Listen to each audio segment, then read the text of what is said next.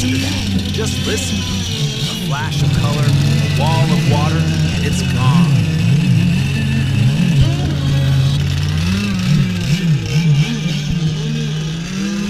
Look at it. It isn't riding on the water, it's flying. It is absolutely flying, skipping across the surface at a speed that seems, frankly, impossible for its size. And there's another one, inches apart, fighting for the inside line. The sound is deafening. It's a symphony of controlled violence. Believe me, this is no toy. This is a 100-mile-per-hour, gas-powered superboat. A perfect, tiny replica of a legendary racing machine.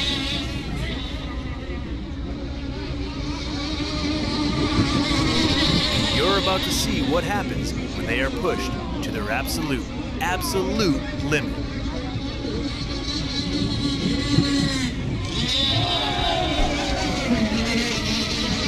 Welcome! We are on location at the magnificent Dover District Park Lake in Florida, home of the Brandon Model Boaters Club.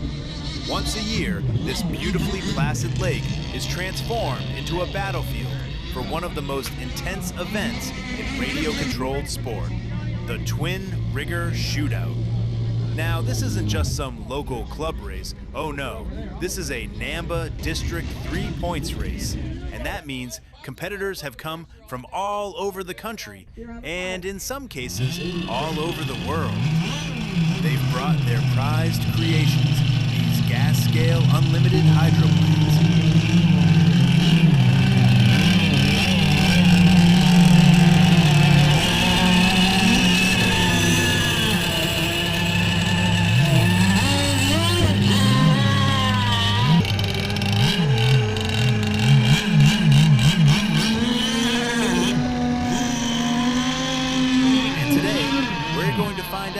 What it takes to build, to tune, and to race these incredible feats of miniature engineering. The stakes are tremendously high, as one tiny mistake can shatter a machine that took hundreds, sometimes thousands of hours to perfect.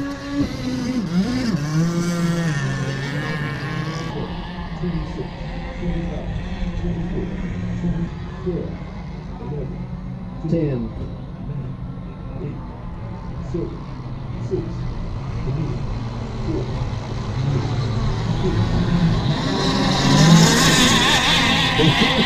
To understand these spectacular models, you first have to understand the giants they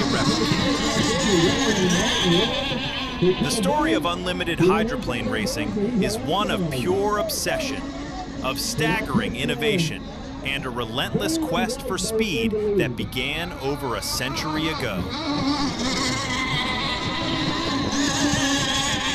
It all started with what were essentially gentlemen's sport boats. But after the Second World War, well, that's when things changed dramatically. A surplus of powerful aircraft engines like the legendary Allison V-12 found their way into boat hulls. And quite frankly, the sport was never the same again.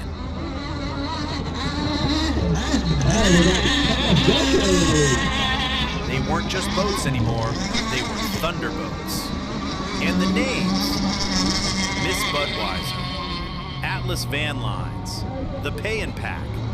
They became utterly iconic, piloted by daredevils who pushed them to speeds well over 200 miles per hour on water. The technology evolved at a simply breakneck pace. Designers discovered that at a certain speed, the boat could ride on a cushion of air, touching the water at only 3 points: the tips of 2 forward sponsons and the propeller itself.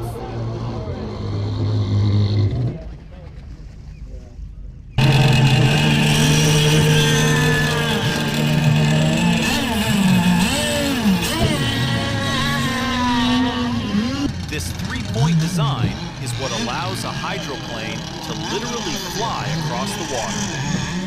The evolution was relentless. cockpits moved forward of a design they call a cab-over. Aerodynamic wings were added to create downforce and stop the boats from becoming airborne in a terrifying blowover.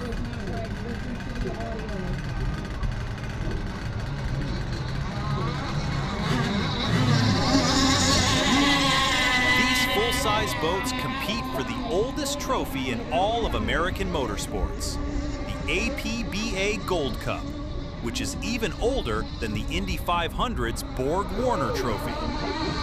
Every single boat you see here today is a direct descendant of that rich, dangerous, and glorious history. They are not just inspired by it, they are bound by its rules.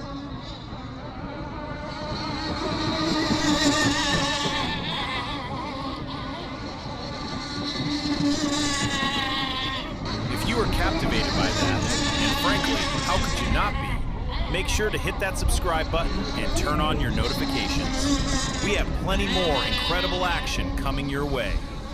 And let us know in the comments, which legendary hydroplane would you want to see brought to life in miniature? Thanks for watching.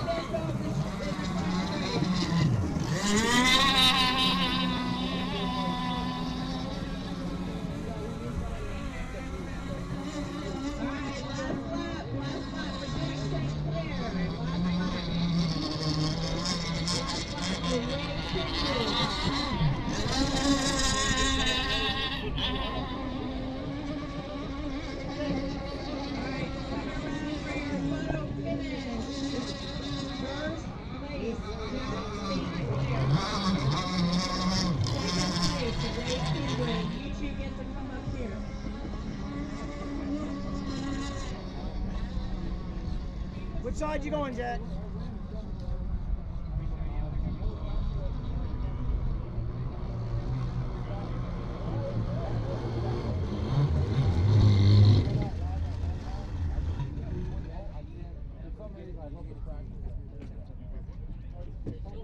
Yes, but it's, this one I can do great.